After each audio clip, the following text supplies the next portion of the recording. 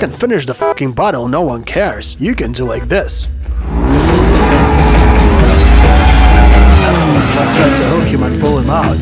Hey guys, what you got there? Is that a hidden camera? I don't want you to shoot me.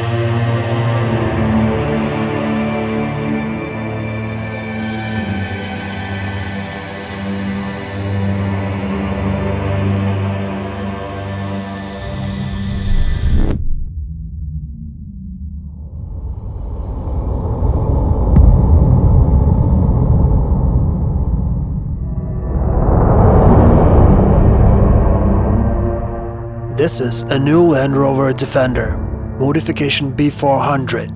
It means 400 horsepower, and it has a gasoline-powered engine. And we are going to kick this car's ass really hard, because we are going to take it beyond the Arctic Circle and test it in Murmansk. Listen man, we have 2 canisters of fuel, one for you and one for me. Our full trip to the north of Russia you can watch in our blog called The End. So don't forget to subscribe to our channel, hit the like button, and press this bell for not to miss anything. So we're going to start this trip in Murmansk and move to Tereberka. The road is difficult as hell.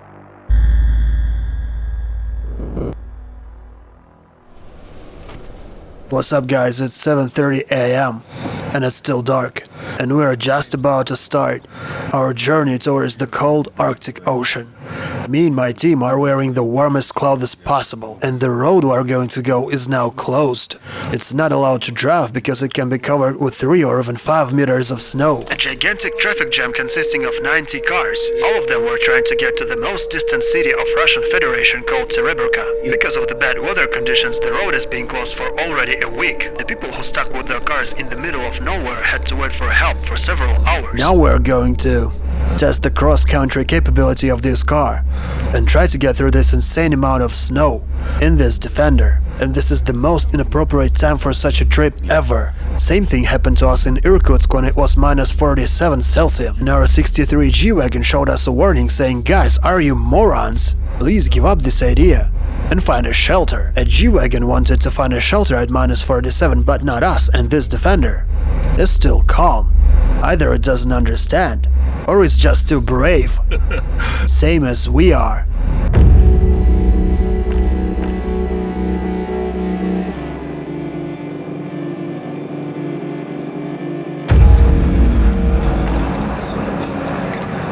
We have to let the Lexus go first. Are you sure? Yes. You mean he knows the road, or he's just the most reckless one? Well, the first, he does know the road, the second, he's the most reckless one, and the third, if I lead and get stuck somewhere, no one else is going to get to Tereberka. Oh, you mean you're the heaviest? So you want to say this is a really dangerous journey? You will see it in a couple of hours.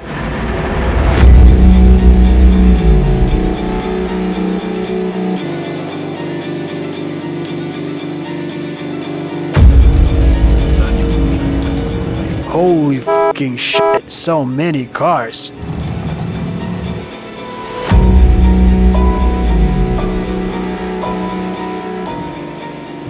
Somewhere here it was supposed to be a turn. Where is the road? There it is. What the hell do you mean? This is the road. Don't you see it? Take a good look. There's the road markings, the signs, the cameras. Slow down a bit. Hey, wait. Hold on. Where the hell is he going? He went to search for the road. Are you fucking kidding me? That's it, I have to downshift to the low range.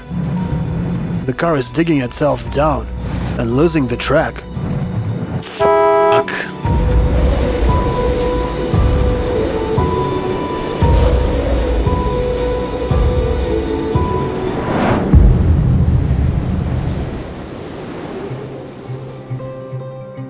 A Land Rover Defender is the exact car that must be tested in a place we're driving right now. Driving in such road conditions is extremely cool. I have never experienced anything like this before, and I'm going to remember this trip for the rest of my life.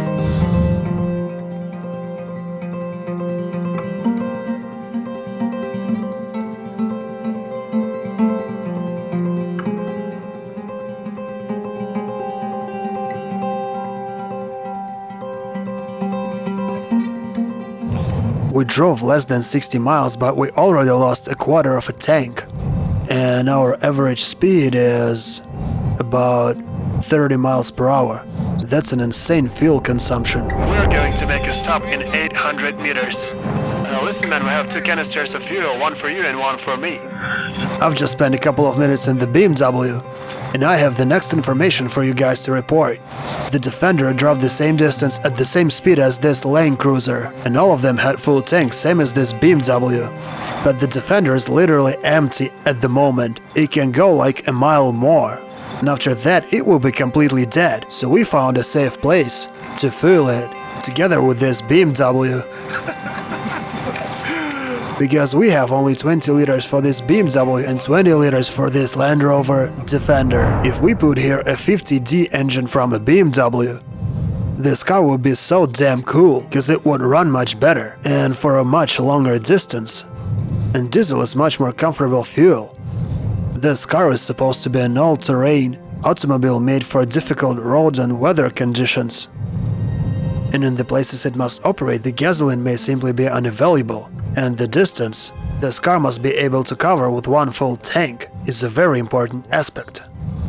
And that is why this engine is not good for it.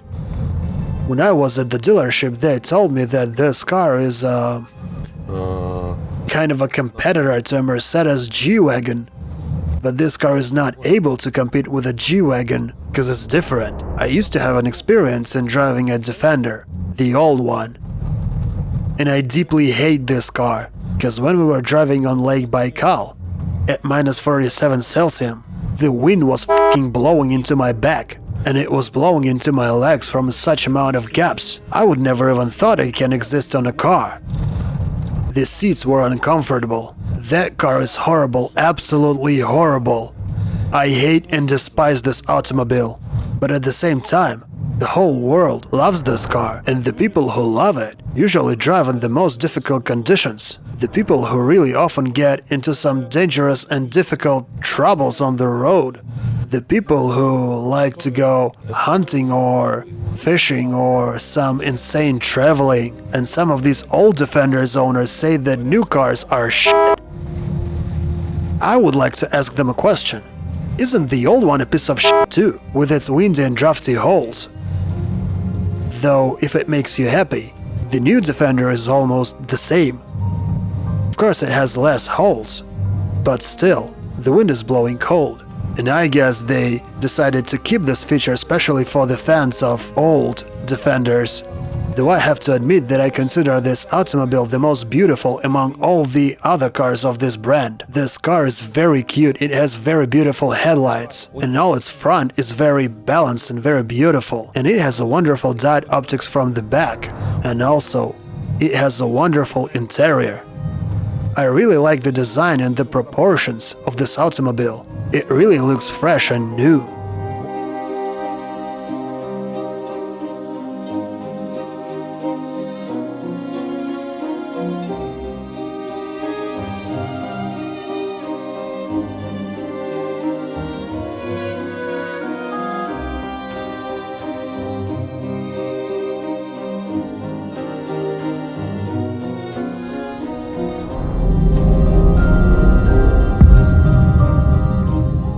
But today this car still feels raw. It still feels undone, because we have faced lots of issues within this trip. Cause if this car was really meant to be used in some harsh weather and road conditions, why the hell did they do such a poor windshield cleaning system? Everything gets stuck to it and the wipers don't help it. The water supply don't work and all the liquids freeze, and of course they would freeze cause it's cold.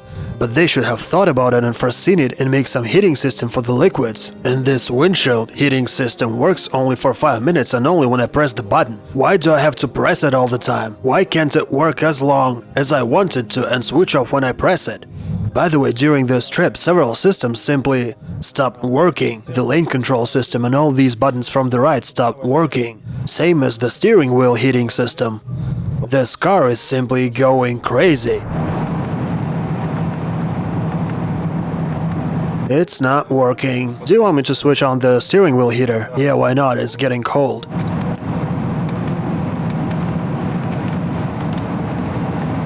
Well, I think it's dead. And now it doesn't want to turn off.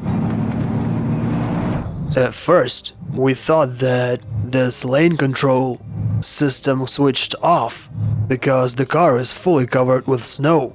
Well, okay then, if that is the reason, what it may possibly have to do with the steering wheel heater and the speed limit control system. The rear seats look quite comfortable and cozy, and they actually feel comfortable when you just get into the car and sit on them. But when the car starts to move, they make you jump. So despite these huge wheels, these seats cause you lots of pain in the ass, so it's not comfortable for some long distance trip. And this rear view mirror is simply amazing, and I would like every single car brand to pay their attention to it and start making the same mirrors. It's extremely comfortable and made with quality, and it's still working. I like it a lot. The place we're going to is very unique, and there's a graveyard of ships, and also they shot Leviathan movie there.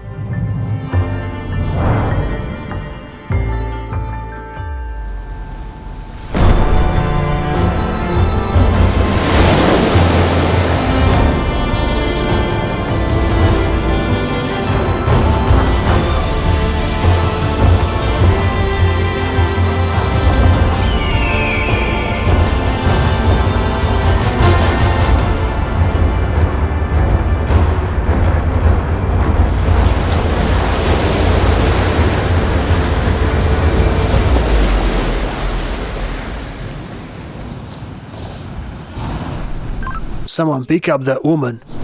The guys in the third car are going to pick you up. There's no need, I'm almost there. Oh, come on, get in. And you shouldn't go any further. How did you get here anyway? Well, I'm going to work. No way. Jesus Christ. Yes, sure, this is my regular route. And how often do you have to go this way? Well, I don't walk often, I just couldn't use my car today, because it was stuck. And you had to walk all the way. Yes. And you should visit my shop today. Yeah, that is for sure. The road is actually closed. How did you get here? I guess we got here by miracle. The road is closed, even the buses were cancelled. Are we there? Yes, and you will have to stop here because the road is buried with snow. You can stop at the shop, there is a park drive. Where is he going to? He's going to stuck. The woman said that we should not go any further because the road is buried with snow, but I can see some cars moving there. That's exactly what I came here for.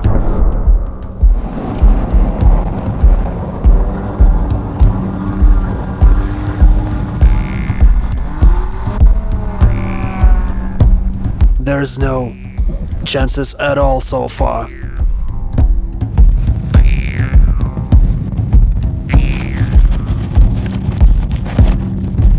Well, this is interesting. The car told us this system should help. But in practice, it's making even worse.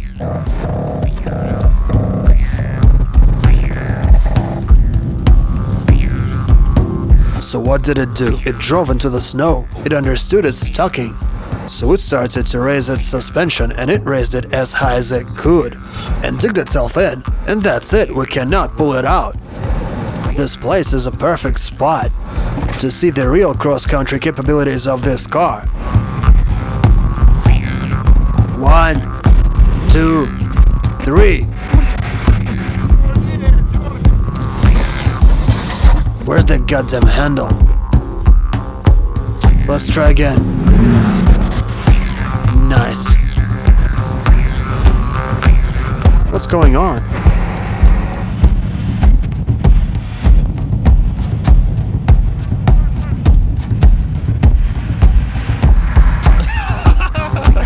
Let us get into the car, we're gonna go back. We couldn't handle your roads. Yeah, we've seen it all. We've been watching all the procedure. Are you going shopping? No, we're going to Murmansk. To Murmansk for shopping. Okay, good luck to you, fellas.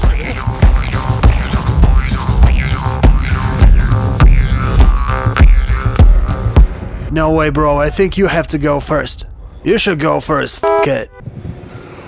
It turns out that we should have listened to that woman. She doesn't know anything about these helping systems, differential locks and everything. But she was absolutely right, saying that stop here cause the road is buried with snow. So we found its limits. Yeah, I guess so. And this is not one of those cars that is able to get anywhere. This is not true. Sure, we couldn't even reach the fucking shop. Behind that ship graveyard there's a gorge, and the white snowy plain between two mountains is the road. And the people told us that snow is 10 meters deep. So we're not gonna dig ourselves inside of it as soon as we understand that we're f***ed, we go back.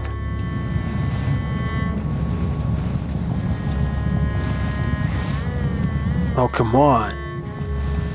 The snow is getting deeper and deeper, every next 10 meters. That's it, it's botched down. Anyway, we can talk about this car for a very long time, but I didn't feel any extraordinary cross-country capabilities of this automobile. I'm not a professional off-road driver, I don't do that often, but according to its fame, this car is supposed to be able to deal with everything.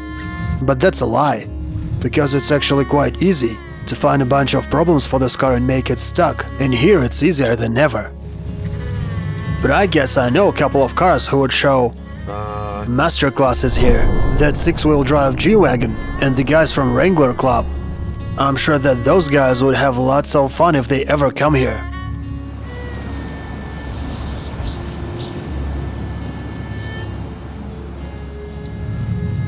And this car is good only for driving some bad road and that's it. Not more. Even though it has a tricky and very complicated all-wheel drive and differential lock system, and it has thousands of different modes, but the deeper the snow, the faster it stucks.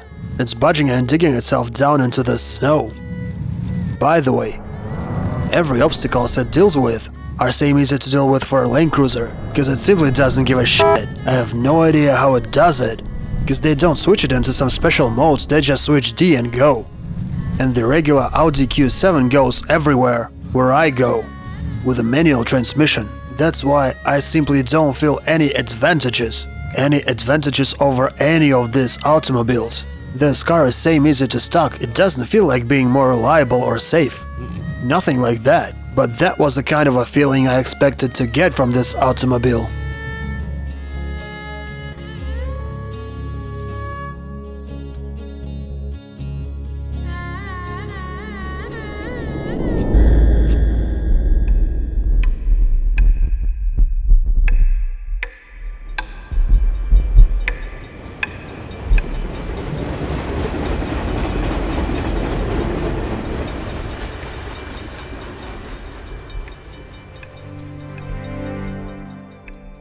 In addition to all of these electric and software problems, there's one more problem. This car has a special off button. The car can idle at the traffic lights and then start again. You should better switch the system off, because the system doesn't work at all. The system is laggy as hell, and it can idle your car at the moment you're driving. I simply don't understand how could they set this car in production with such problems. But still they did it, and I can call it their biggest mistake. And yes, I agree that most of these problems I told you about, they concern mostly the car's software. If we talk about the materials, I have to mention that they're very good. What I want to say is that you feel very nice surface when you touch them. And I know what it's made of, but this material on the steering wheel, it's kind of strange and unusual. I don't... This is neither metal nor plastic, I don't understand what it is. This is something in between, but looks more like metal. But I like it. And also I like the shelves inside of the torpedo. What do we have there? Look, Loch left his vape liquid here. Let's check what else we can find. What else? There's some spray, it's called Spear. That's actually a wonderful thing if you want to moisturize someone's fucking face. And also these rubber carpets are insanely cool, so if in winter you spill some water by accident just like this, nothing is going to happen, this car doesn't give a shit. Cause these carpets have such a shape that water will never get to some electric parts. So if you have spilled something just by accident, you can finish the fucking bottle, no one cares. You are welcome, it's gonna be okay. This is a Defender, and you have to understand it. And you can do with it whatever you want. You can stab out cigarettes on these seats if you want to, and nothing is going to happen. This is what this car is made for. How do you like the materials? Fucking awesome. And also, you can do like this. Like this. Oh, come on, man. Yeah, just like this. It doesn't give a fuck. You can do that on the go. That's quite an interesting feature. Yeah. If that was a cigar, I would paint it all black.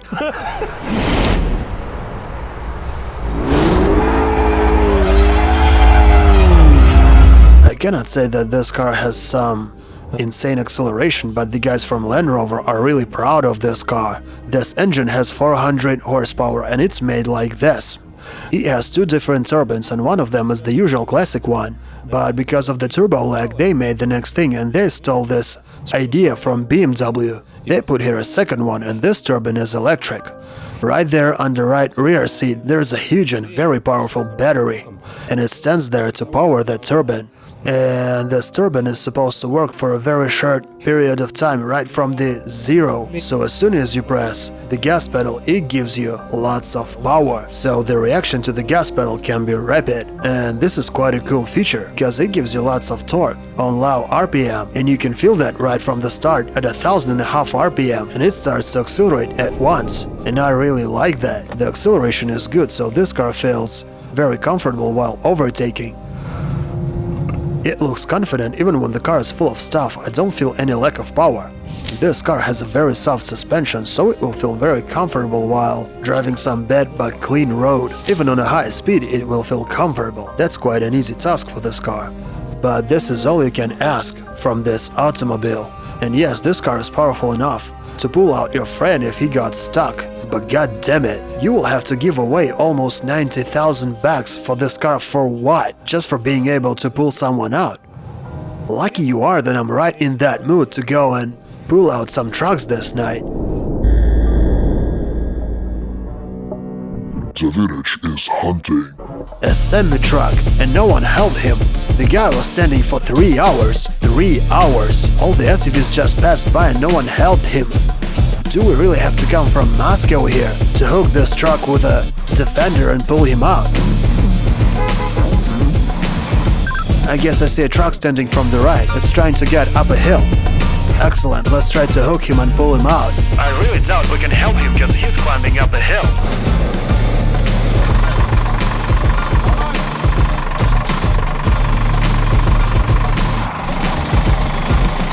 Yeah, shoot me too, come on! Hey guys, what you got there? Is that a hidden camera? I don't want you to shoot me. Yeah, shoot me too, come on! This is D3, baby. And we are in Murmansk, and they have lots of snow here.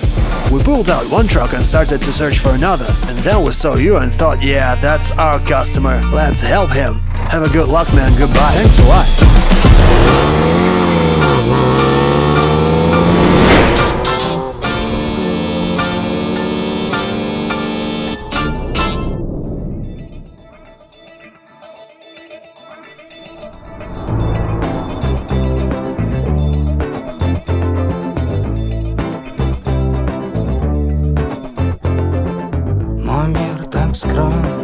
Так причудливо нелепо сшит. Мой мир так устроен, за виражами виражи. Мой мир, не спорю, не сам лучший из миров. I wanted to put this car to its limits, but I guess I've put this car even over its limits, cause it just told me that the level of heel has exceeded 49 degrees. And what is it supposed to do about it? Nothing, it just showed me a notification with an OK button. OK, car? Whatever you say, I pressed OK, though now I think maybe it's just being sarcastic, saying, are you insane? It's a 49 degrees angle of heel. Who the hell is driving me? When the weather is so freezing, you stop paying your attention to some details and the quality of materials. You stop caring about what is going on with the car. For example, we had a glass bottle in the door compartment and it just exploded because of the shaking and constant jumps. Can you imagine the level of these overloads?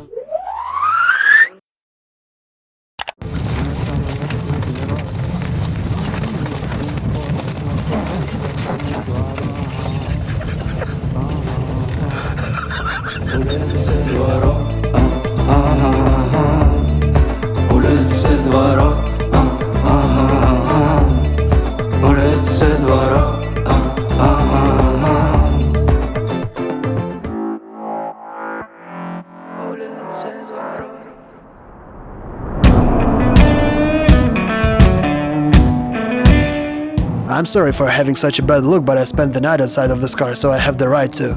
I even had an opportunity to take a nap, because we've made a substitution for like an hour, and I finally managed to put my seat back and sleep for 1 hour. But that was horrible. Trying to sleep inside of this car is horrible, especially for people in the back. And now just listen what they write about this car on their official site. I'm reading about Land Rovers. This is going to be fun. By the way, do you know how they call this section? Durability. Get ready, guys, and listen to it carefully. Featuring our toughest materials yet and tested to its very limits, Defender has been designed for optimum durability. And optimum durability, guys. The most optimum durability! Now listen next. Exacting attention to detail has always been fundamental to our vehicles. So you want to say that one of your specialists was driving this car? The wind is blowing? Well, that's okay. No one will notice.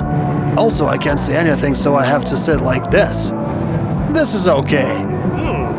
This is one of the best examples of exacting your attention to details. And here, unexpectedly, you guys just spilled the beans.